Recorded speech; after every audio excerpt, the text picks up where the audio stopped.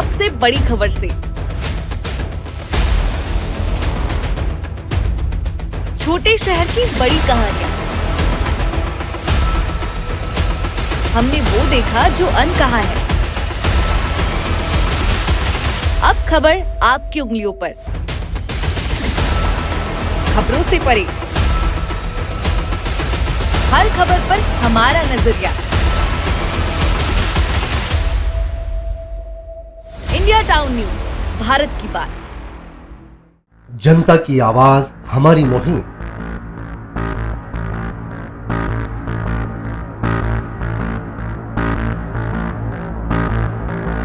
Digital युग की नई आवाज। जनता का भरोसा, जनता की जीत, जनता का मत, ये सारी चीजें जब दावे करती है, हारती है, तो ईवीएम पर सवाल क्यों? आपके लिए सबसे बेहतरीन हमारा प्रयास। इस वक्त की सबसे बड़ी खबर आपको बता रहे हैं। इंडिया टाउन न्यूज, भारत की बात। नमस्कार, इंडिया टाउन न्यूज के इस बुलेटिन में आप सभी का स्वागत है। मैं हूं आपके साथ प्रगति ठाकुर। इंडिया टाउन न्यूज में समय है इस वक्त मध्य प्रदेश की खबरों का। खबरों को विस्तार से देखने के पहले आइए डालते हैं उन खबरों पर नजर जो बनी है इस वक्त की सुर्खियां।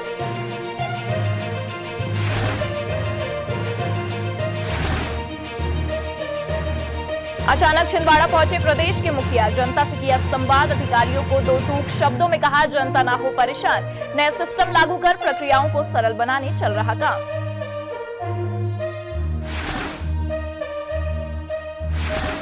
भाई को पाकिस्तान की जेल से छुड़ाने भटक रही बहन, 5 महीने से चक्कर काटने के बाद भी जिला प्रशासन से नहीं मिला कोई जवाब। बालाघाट जिले का प्रसन्नजीत 2018 में हुआ था लापता। 5 महीने पहले मिली बहन को भाई की लाहौर जेल में बंद होने की खबर। कोरोना के नए वेरिएंट से फिर दहशत, मालदीव से लौटे महिला पुरुष पाए गए संक्रमित, होम आइसोलेशन में चल रहा उपचार। अलर्ट मोड पर इंदौर प्रशासन, केंद्र ने भी जारी की चेतावनी।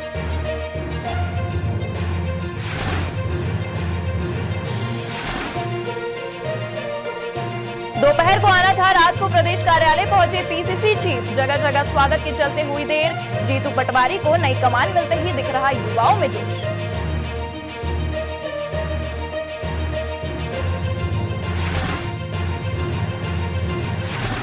और अब खबरें विस्तार से। मध्य प्रदेश में पूर्ण बहुमत से सरकार बनने के बाद पहली बार मुख्यमंत्री का छिंदवाड़ा दौरा हुआ, जहां उन्होंने ग्रामीणों से रूबरू होकर उनकी समस्याएं समझी और उनका समाधान करने का आश्वासन भी दिया। मुख्यमंत्री मोहन यादव अपने औचक दौरे पर पांढुड़ा विधानसभा के कौड़िया और पाठई ग्राम पहुंचे और जनसभा को संबोधित भी किया। मुख्यमंत्री ने ग्रामीणों से रूबरू होकर उनकी समस्याओं को समझा और उनके निराकरण का आश्वासन दिया। विभिन्न क्षेत्रों से आए ग्रामीणों ने फसलों के उचित मूल्य दिलाने, जैविक खेती को प्रोत्साहित करने और बिजली की समस्याओं को दूर करने की मांग की। अपने संक्षिप्त भाषण में उन्होंने कहा कि प्रदेश में नया सिस्टम बनाया जाएगा। अधिकारियों को जनता के काम करने पड़ेंगे, अन्यथा उन पर कार्यवाही होगी। अब प्रदेश की जनता को पटवारियों के चक्कर नहीं लगाने पड़ेंगे। आवेदन करने के बाद पटवारी को खुद ही नामांतरण करना पड़ेगा। पत्रकारों के बातचीत में मुख्यमंत्री ने कहा कि मैदान में सरकारी हमले के साथ बातचीत करके सरकार की योजनाओं का क्रियान्वयन करवाने के लिए आया हूं और माननीय मोदी जी का यह प्रयास रहता है कि सरकारी योजनाएं जनता तक पहुंचे। सरकार का काम है जनता के बीच में जाकर अंदर तक पहुंचना। पांढुर्णा सबसे नया और छोटा जिला है, इसलिए यहाँ समस्याओं को समझने के लिए जनता के बीच आया हूँ। सरकारी अमले के साथ जाकर के सब नीचे की योजनाओं को क्रियान्वित करते देखना और माननीय मोदी जी का ये आग्रह रहता ही है। मोदी जी ने हम सबको संदेश दिया है कि सरकार का काम है जनता के अंदर तक जाकर के जनता की कठिनाई को समझना और सरकार की योजनाओं को मैदान में उतारना है। स्वाभाविक रूप से उसमें मुझे लगा कि हमारा सबसे छोटा जिला पांढुर्णा जो नया बना है और पांढुर्णा जिला में चूंकि सब नई सिरे से जमावट करना है, ऐसे में मैदानी हकीकत को देखना, जनता के बीच में जाकर उनकी कठिनाई को समझना और जब हम भोपाल में बैठकर चर्चा करते हैं तो स्वाभाविक रूप से इसकी जानकारी हमको होना चाहिए। तो उनकी कठिनाइयों को भी समझना और कठिनाई के बीच में एक पुल की तरह काम करना। मुझे लगता है कि इसी का एक परिणाम अच्छा निकलेगा कि हमारा प्रदेश और आगे बढ़ेगा। लाउड स्पीकर पर कमलनाथ के बयान पर उन्होंने कहा कि कौन क्या क्या था, मुझे इससे कोई फर्क नहीं पड़ता। माननीय सुप्रीम कोर्ट ने इस पर निर्णय दिया है तो इसमें गलत क्या है। छिंदवाड़ा में रुके हुए विकास कार्यों पर उन्होंने कहा कि कोई विकास कार्य नहीं रुकेगा, सारे विकास कार्य होते रहेंगे। लाडली बहन योजना के सवाल पर भी उन्होंने कहा कि सारी योजनाएं चलती रहेंगी, कोई योजना बंद नहीं की जाएगी। कौन क्या कहता मुझे इससे फर्क नहीं पड़ता, लेकिन माननीय सुप्रीम कोर्ट ने निर्णय किया है कि अगर हमको एक निश्चित समय सीमा के अंदर और एक निश्चित आवाज पे ही ये लाउडस्पीकर का उपयोग करना चाहिए, तो उसमें गलत क्या है। मैं नहीं चाहता हूं कि ऐसा कोई हो, लेकिन अगर कानून बना है तो कानून का पालन सबको करना चाहिए और इस मामले में हम कोई कॉम्प्रोमाइज नहीं करेंगे। सर, छिंदवाड़ा के बहुत से विकास कार्य रुके हुए हैं काफी समय से, कोई क्या विकास आपके कार्य नहीं रुकेगा, लगातार आगे बढ़ेंगे, हम लगातार नीचे तक आएंगे जाएंगे। सर, लाडली बहना कंटिन्यू रहेगी? सारी योजनाएं, जो कोई योजना रुकेगी नहीं, सारी योजनाएं जो सरकार की है सभी लगेगी। छिंदवाड़ा से इंडिया टाउन न्यूज के लिए नागेंद्र सिंह शक्रवार की रिपोर्ट। मध्य प्रदेश के पूर्व मुख्यमंत्री शिवराज सिंह चौहान की अगली भूमिका को लेकर सस्पेंस फिलहाल बरकरार है।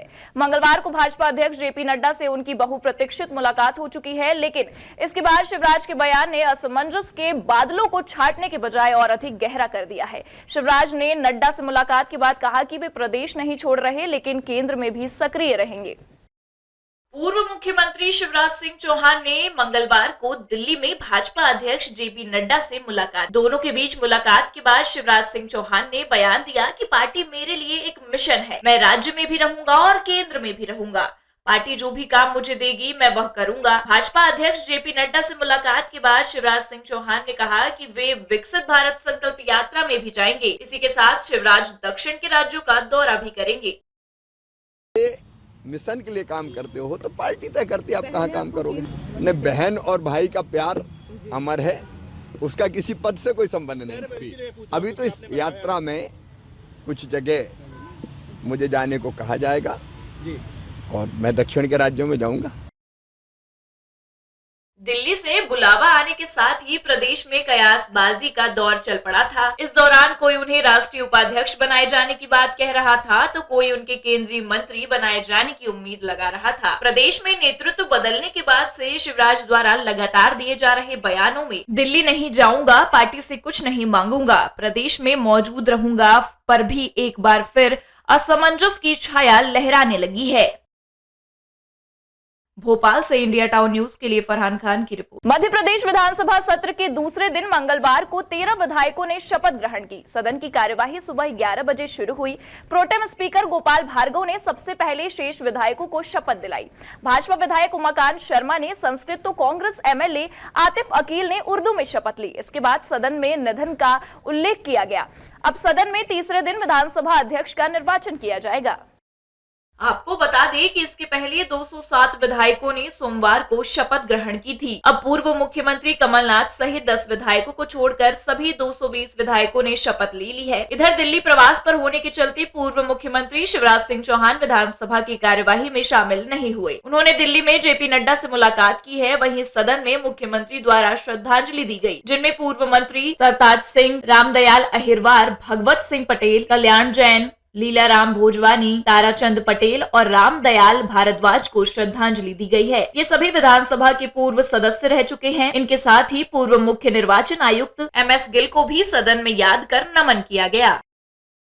आज मध्य प्रदेश विधानसभा में सदन के सदस्य रहे दिवंगत हुए राष्ट्रीय हमारे राजनेताओं को मेरी ओर से हार्दिक श्रद्धांजलि। हमारे अपने इस सदन के बहुत वरिष्ठ माननीय सरताज सिंह जी, जो भारत सरकार के मंत्री भी रहे और इस सदन में भी मंत्री करके उन्होंने अपना कार्यकाल पूरा किया।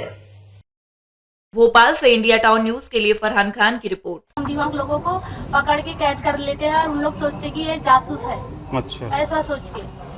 आप कब से प्रयासरत हैं? मैं 2 साल से प्रयासरत हूँ। सर ने कहा कि हमने तो कार्रवाई कर दिया है अभी 5 महीने पहले। तो कहा कि मैंने कहा सर मेरे बाबूजी की हालत सीरियस है, तो अभी और एसपी सर से बात करता हूँ बोल रहे। बहन संग मित्रा ने बताया कि उसका भाई होनहार है और उसने 2012 में institute of science and technology pharmacy की पढ़ाई की थी, लेकिन पढ़ाई के दौरान ही उनका मानसिक संतुलन खराब होने से वह पागल की तरह यहाँ वहाँ भटक रहा था और पिछले कई वर्षों से वह घर भी नहीं आया था। रतलाम जिले के जावरा औद्योगिक क्षेत्र पुलिस को बड़ी सफलता हाथ लगी है। पुलिस ने हिस्ट्री शीटर बदमाश को भारी मात्रा में अवैध मादक पदार्थ और अवैध हथियारों के साथ गिरफ्तार किया है। मंगलवार को एसपी राहुल लोढ़ा ने प्रेस वार्ता में पूरे मामले का खुलासा किया। रतलाम एसपी राहुल लोढ़ा द्वारा अवैध मादक पदार्थ की तस्करी करने वालों के खिलाफ सख्त कार्रवाई के निर्देश जारी किए हुए हैं। इन्हीं निर्देशों के परिपालन में एएसपी राकेश खाखा, सीएसपी जावरा दुर्गेश आर्मो के मार्गदर्शन में जावरा आईए थाना प्रभारी ओपी सिंह के नेतृत्व में पुलिस ने अवैध डोडा चूरा, अफीम, एमडी और हथियार के साथ एक व्यक्ति को गिरफ्तार किया है। एसपी राहुल लोढ़ा ने बताया कि पुलिस को सूचना मिली कि हसन पालिया निवासी फजूल उर्फ अली हुसैन 38 वर्ष जीप से मादक पदार्थ लेकर रतलाम की तरफ जा रहा है।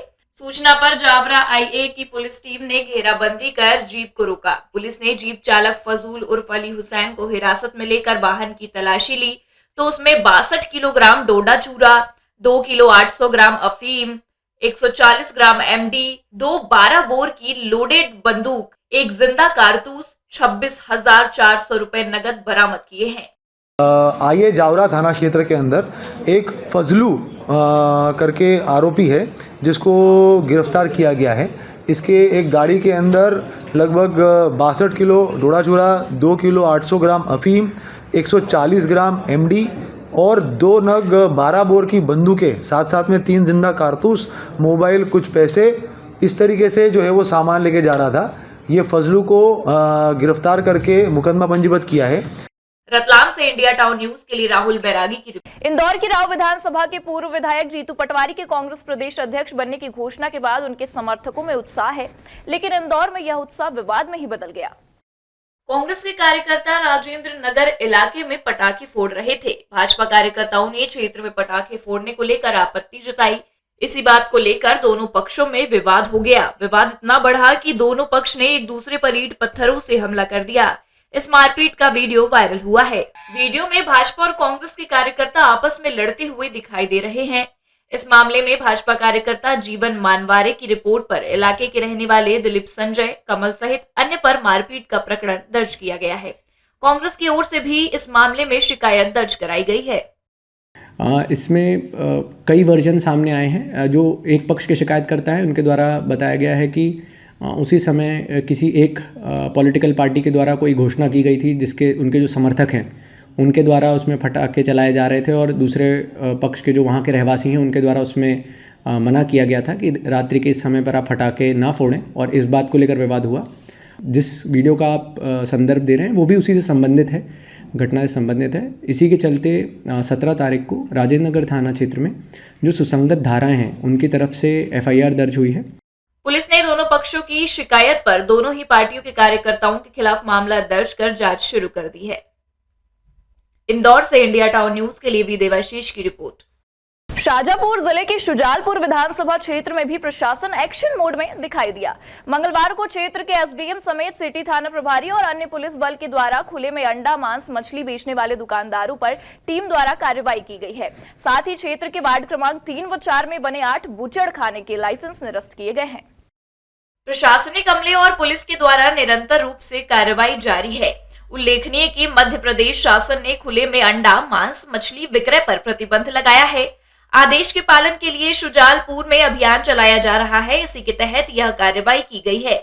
जो 8 बूचड़ खाने हैं, खास करके वहाँ भैंस और पाड़े कटने के लिए लाइसेंस फूड एंड सेफ्टी ने दे रखी है, लेकिन किसी भी अधिकारी ने बिना मौका जांच किए, बिना मौका देखे NOC भी जारी किया और लाइसेंस भी जारी कर दिए। जबकि वार्ड नंबर 3 और 4 गहन बस्ती है और उस गहन बस्ती में इस प्रकार के व्यवसाय होने पर पहले से भी कई शिकायतें लोगों से प्राप्त हो रही थी। तो आज मैं उन सभी 8 लाइसेंसधारियों के लाइसेंस निरस्त करने की कार्रवाई कर रहा हूँ। शाजापुर से इंडिया टाउन न्यूज के लिए दिलीप सौराष्ट्री की रिपोर्ट। अब वक्त हो चला है एक ब्रेक का। ब्रेक के बाद देखेंगे देश प्रदेश से जुड़ी कुछ और खबरें। मिलिए सबसे बड़ी खबर से। छोटे शहर की बड़ी कहानियां। हमने वो देखा जो अनकहा है।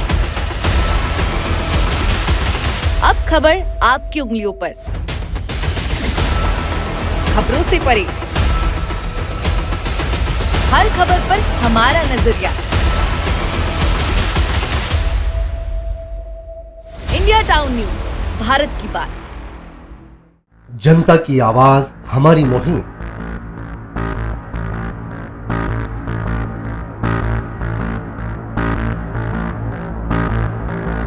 डिजिटल युग की नई आवाज। जनता का भरोसा, जनता की जीत, जनता का मत, ये सारी चीजें जब दावे करती है, हारती है, तो ईवीएम पर सवाल क्यों? आपके लिए सबसे बेहतरीन हमारा प्रयास। इस वक्त की सबसे बड़ी खबर आपको बता रहे हैं, इंडिया टाउन न्यूज, भारत की बात। ब्रेक के बाद आप सभी का स्वागत है। युवा नेतृत्व के हाथों में आई कांग्रेस की बागडोर से पार्टी कार्यकर्ता खुश और उत्साह में नजर आ रहे हैं। अपने नए नेता को बॉस से संबोधित करते हुए पोस्टरों की कतार राजधानी में कई स्थानों पर दिखाई दी। दोपहर भोपाल पहुंचकर पदभार ग्रहण करने वाले जीतू पटवारी जगह जगह होने वाले स्वागत में इतना उलझे कि रात को पीसीसी कार्यालय पहुंचे।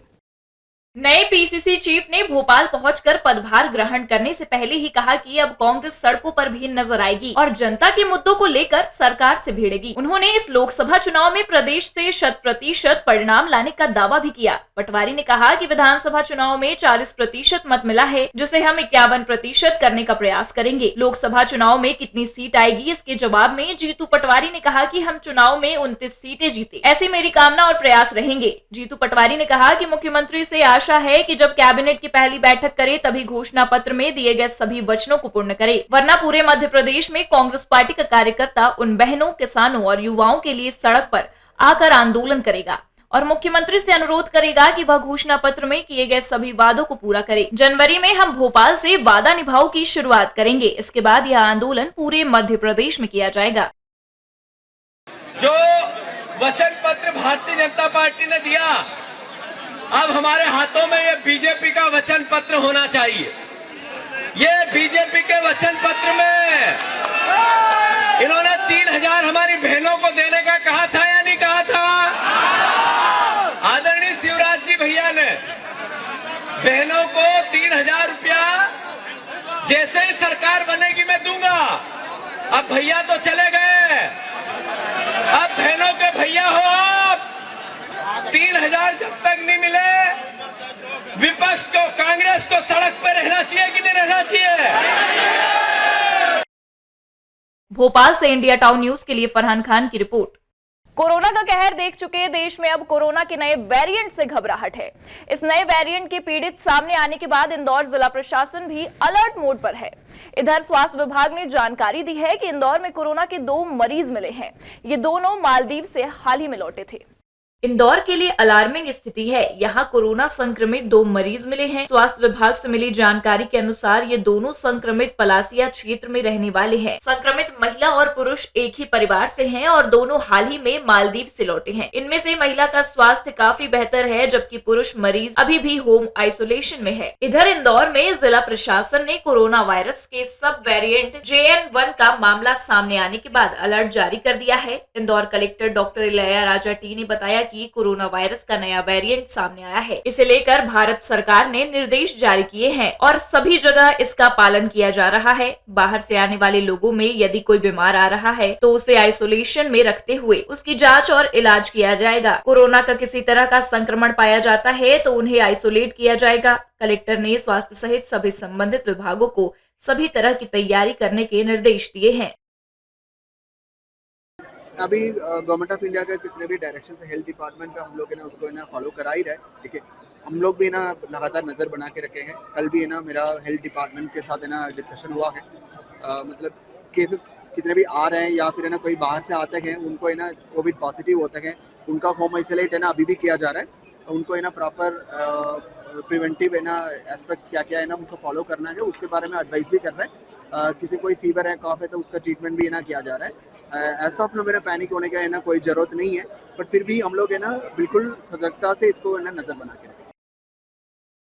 कलेक्टर ने यह भी कहा कि फिलहाल सतर्कता के साथ कार्य करने को लेकर सभी को निर्देशित किया गया है और अब लगातार इस मामले पर नजर बनाए हुए हैं। फिलहाल कोरोना के संक्रमित मिलने के बाद इंदौर में एक बार फिर चिंता देखी जा रही है। इंदौर से इंडिया टाउन न्यूज के लिए भी देवाशीष की रिपोर्ट। बुरहानपुर जिले में भी डीजे पर प्रतिबंध लगाने का शहर के डीजे संचालकों ने कलेक्ट्रेट पहुंचकर विरोध किया है। कलेक्टर से प्रतिबंध हटाने की मांग की है। दरअसल 150 से अधिक युवाओं द्वारा बैंक में कर्ज लेकर डीजे का व्यवसाय शुरू किया गया है, लेकिन अब प्रशासन द्वारा डीजे पर प्रतिबंध लगाने से उन्हें आर्थिक नुकसान और परेशानियां होंगी। इससे उनके सामने परिवार के भरण पोषण और लोन की किस्त भरने में दिक्कतों का सामना करना पड़ेगा। बुरहानपुर में मध्य प्रदेश शासन के आदेश के बाद जिला प्रशासन द्वारा अधिक आवाज वाले लाउड स्पीकर एवं डीजे पर प्रतिबंध लगाया गया है। शहर के डीजे संचालकों ने कलेक्टर कार्यालय पहुंचकर डीजे पर प्रतिबंध का विरोध करते हुए कलेक्टर से प्रतिबंध हटाने की मांग की है। डीजे संचालक ने कहा कि 150 से अधिक युवाओं द्वारा बैंक से कर्ज लेकर डीजे का व्यवसाय शुरू किया गया है। प्रशासन द्वारा अब डीजे पर प्रतिबंध लगाने से हमें आर्थिक नुकसान एवं परेशानियां होंगी, जिसको लेकर प्रशासन से मांग करते हैं कि नियमानुसार हमें भी डीजे बजाने की अनुमति दी जाए। अभी तो डायरेक्ट हमारे को ये बोला गया कि अभी आप बजा नहीं सकते। अभी तो इसीलिए हम बात कर रहे हैं कि हमारा कहना ये है कि मिनिमम हमारा टाइम लिमिट दी जाए, हमारा डेसिबल दी जाए कि भाई ये डेसिबल तक आप बजा सकते हो, ये डेसिबल के बाद में नहीं बजा सकते हो। टाइम लिमिट दी जाए कि 10 बजे के बाद में नहीं बजा सकते। जैसे महाराष्ट्र में इतनी बड़ी है तो वहाँ पे 10 बजे के बाद में कोई भी प्रोग्राम रहे, सार्वजनिक रहे या नॉर्मल रहे, 10 बजे के बाद में डीजे बंद हो जाते। कल भी बुकिंग थी, कल भी हमने कैंसिल करी हुई है, जितने भी लोग थे उन्होंने कैंसिल करी हुई है। अब रोजी रोटी का संकट आ जाएगा और सबने लोन पे ही काम किया हुआ है। एक भी बंदा ऐसा नहीं है, सभी की किस्तें चल रही है, गाड़ी की बोलो, लोन की बोलो, सभी की किस्तें। जिला कलेक्टर भव्या मित्तल ने कहा कि शासन के आदेशानुसार निर्धारित साउंड पर ही लाउड स्पीकर और डीजे का उपयोग कर सकेंगे, इसलिए सभी डीजे संचालकों को शादी सहित अन्य सार्वजनिक कार्यक्रमों के लिए डीजे बजाने की अनुमति लेनी होगी। अगर अधिक साउंड में डीजे बजाएंगे तो प्रशासन की टीम कार्रवाई करेगी। 10 से 6 तक बिना परमिशन के इनफैक्ट अलाउड ही नहीं है किसी प्रकार का डीजे बजना, और 10 बजे के पहले बजने के लिए तहसीलदार के पास, जिनको हमने विहित अधिकारी के रूप में घोषित किया है, उनसे संबंधित डीजे ओनर्स को हमने आदेशित किया है कि वो अपना परमिशन देंगे। जिस व्यक्ति के घर पे कार्यक्रम हो रहा है या जो बाहर कहीं पे कार्यक्रम कर रहे हैं, उनके बजाय संबंधित डीजे ओनर और जो कम्युनिटी हॉल ओनर है, जिनके कम्युनिटी हॉल्स में कार्यक्रम हो रहे हैं, वह उनकी जिम्मेदारी रहेगी, वह स्वयं आवेदन करेंगे तहसीलदार से और उसकी परमिशन लेंगे। बुरहानपुर से इंडिया टाउन न्यूज के लिए सोनू सोहले की रिपोर्ट। इंदौर के पास किशनगंज थाना क्षेत्र में राजपूत ढाबे पर खाना खाने के दौरान किसी बात पर हुए विवाद में एक युवक की हत्या हो गई। दरअसल 3 से 4 युवकों का ढाबा संचालक से विवाद हो गया। इस दौरान ढाबा संचालक ने अपने कर्मचारियों के साथ मिलकर युवकों की जमकर पिटाई कर दी। इनमें से विष्णु परमार नामक युवक की मौत हो गई। किशनगंज क्षेत्र के भिसलाई में रहने वाले 35 वर्षीय विष्णु परमार अपने दोस्तों के साथ सोमवार रात राजपूत ढाबे पर खाना खाने पहुंचा था। इस दौरान खाना मंगवाने को लेकर विष्णु और उसके साथियों का ढाबा कर्मियों से विवाद हो गया। इसके बाद ढाबा संचालक और उसके कर्मचारियों ने इन युवकों की डंडों से जमकर पिटाई कर दी। इसमें विष्णु गंभीर रूप से घायल हो गया। उसे इलाज के लिए अस्पताल में भर्ती कराया गया, जहाँ मंगलवार दोपहर विष्णु की मौत हो गई। सर, जो हमारा ग्राम भिसलाई में राजपूत ढाबा है, वहाँ पे जो मेरे बड़े पापा के लड़के हैं विष्णु परमार और इनके साथी 4-5 जन, गोविंद परमार और सोनू सोलंकी और गोलू मालवी, 4-5 जन यहाँ पे खाना खाने गए थे राजपूत ढाबे पे। वहाँ पे राजपूत ढाबे पे खाना खाने गए, वहाँ पे कुछ इनकी बातचीत हुई ढाबे वाले से, तो ढाबे वाले ने कुछ गाली गलौज वगैरह करी। उसके बाद जो कर्मचारी है वहाँ के, उनने उनके सेठ को बुलाया और सेठ को बुलाकर इनको मारा। पुलिस ने पहले मारपीट की धारा में मामला दर्ज किया था, लेकिन विष्णु की मौत के बाद अब हत्या की धारा इस मामले में जुड़ गई है। वहीं सभी आरोपी फिलहाल फरार बताए जा रहे हैं और पुलिस उनकी तलाश कर रही है। एक ये श्याम विष्णु परमार, पिता बलिराम परमार, जाति बागरी, उम्र 35 साल, निवासी ग्राम भेसलाई, थाना किशनगंज का मारपीट में घायल होकर मृत अवस्था में एमवाइच आया है। इसका मर कायम करके पोस्टमार्टम कराया जा रहा है। परिजन बता रहे हैं तो ढाबे पे मारपीट की घटना हुई थी और पीएम कराया जा रहा है। इधर विष्णु की मौत से गुस्साए परिजनों ने महू पीथमपुर मार्ग पर चक्का जाम कर दिया। परिजन आरोपियों की गिरफ्तारी के साथ ही जहां घटना हुई उस ढाबे को तोड़ने की मांग पर अड़े हुए हैं। बाद में पुलिस अधिकारियों की समझाइश के बाद चक्का जाम समाप्त किया। इंदौर से इंडिया टाउन न्यूज के लिए वी देवाशीष की रिपोर्ट। आखिरकार 32 वर्षों के लंबे संघर्ष तपस्या के बाद इंदौर की हुकूमचंद मिल के मजदूरों को अब उनके हक की राशि मिलने जा रही है। प्रदेश के नए मुख्यमंत्री डॉक्टर मोहन यादव ने हुकूमचंद मिल के मजदूरों को मिलने वाली 464 करोड़ की बकाया राशि से संबंधित फाइल पर हस्ताक्षर कर अपनी स्वीकृति प्रदान कर दी। माना जा रहा है कि सीएम 26 दिसंबर को अपने इंदौर दौरे पर मजदूरों को यह राशि वितरित करेंगे। 12 दिसंबर 1991 को हुकूमचंद कपड़ा मिल बंद हुई। इसके बाद से मिल के मजदूर अपने हक के लिए लड़ाई लड़ रहे थे। वर्षों के संघर्ष के बाद दिसंबर माह में इंदौर हाई कोर्ट खंडपीठ ने हाउसिंग बोर्ड को मुआवजे की राशि मजदूरों को देने के आदेश दिए। अब सरकार ने मजदूरों को उनके हक की राशि से संबंधित फाइल पर सीएम ने हस्ताक्षर भी किए हैं। इसी के साथ हुकूमचंद मिल के 5,500 से ज्यादा मजदूरों की बकाया 464 करोड़ रुपए की राशि के भुगतान का रास्ता साफ हो गया। बता दें कि सीएम डॉक्टर मोहन यादव 26 दिसंबर को अपने इंदौर दौरे पर यह राशि मजदूरों को वितरित कर सकते हैं। मजदूरों को उनके हक की राशि दिलाने में महापौर पुष्यमित्र भार्गव ने लगातार कोशिश की और अब वे सफल भी हुए। मुख्यमंत्री द्वारा हस्ताक्षर करने के बाद महापौर ने मुख्यमंत्री के प्रति आभार व्यक्त किया। माननीय मुख्यमंत्री जी के नेतृत्व ने आज हुकूमचंद मिल की समस्या की जो आखिरी पड़ाव था उसको पार करते हुए पैसा मजदूरों के अकाउंट में ट्रांसफर करने की औपचारिक परमिशन जो कि बाकी थी चुनाव आचार संहिता के बाद वो दे दी है। अब मजदूरों के खाते में पैसा आने के लिए कोई रोड़ा नहीं बचा है। मैं सभी मजदूर साथियों को बधाई देता हूं। नगर निगम पहले ही सैद्धांतिक रूप से अपनी जमीन हाउसिंग बोर्ड को ट्रांसफर करने का निर्णय ले चुका है। कल माननीय न्यायालय में इस मुकदमे की मुझे लगता है पैसे से संबंधित कार्रवाई का अंतिम दिन होगा। हम सब उसमें उपस्थित भी रहेंगे। बहरहाल 32 वर्षों के लंबे संघर्ष के बाद अब मजदूरों के चेहरे खिले हैं। हालांकि कई मजदूर इस अवधि में संघर्ष से हार कर आत्महत्या कर चुके हैं, जबकि कई मजदूर नैसर्गिक मौत के शिकार हो चुके हैं। अब सीएम मिल के मजदूरों की बकाया राशि का वितरण सिंगल क्लिक के माध्यम से करेंगे। इंदौर से इंडिया टाउन न्यूज के लिए वी देवाशीष की रिपोर्ट। ये थी अब तक की खबरें। अब मुझे दीजिए इजाजत, लेकिन आप अपने पसंदीदा न्यूज चैनल को लाइक, शेयर और कमेंट्स करना ना भूलें। साथ ही पल पल की खबरों और मनोरंजन के साथ ही देश प्रदेश की जानकारियों के लिए आप जुड़े रहिए इंडिया टाउन न्यूज के साथ। नमस्कार। मिलिए सबसे बड़ी खबर से। छोटे शहर की बड़ी कहानियां। हमने वो देखा जो अनकहा है। अब खबर आपकी उंगलियों पर। खबरों से परे, हर खबर पर हमारा नजरिया। इंडिया टाउन न्यूज, भारत की बात।